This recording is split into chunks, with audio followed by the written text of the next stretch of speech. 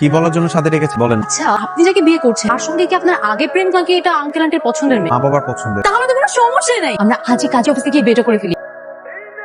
ঘাবড়াচ্ছেন কেন? এত ঘাবড়ানো তো কিছু না। কত মানুষের বিয়ে ভেঙে যায়, বিয়ের দিন ভেঙে যায়, বিয়ের আগের দিনও ভেঙে যায়, কবু বলার আমি তো বিয়ে ভেঙে যায়। প্লিজ আকাশ, আমাকে বিয়েটা করেন। আমার বিয়ের সবকিছু ঠিকঠাক হয়ে আছে, আপনি এখন কোত্থেকে আসছেন? আকাশ, আপনি যা বলবেন আমি তাই করতে রাজি আছি, তাও আমাকে বিয়েটা করেন। আপনি যাবেন এখান থেকে? চল, তোর ভাইটাকে একটু বোঝা না যে আমাদের অনেক সুন্দর মানা। নিয়ে যান এখান থেকে। আমাকে বিয়েটা করেন।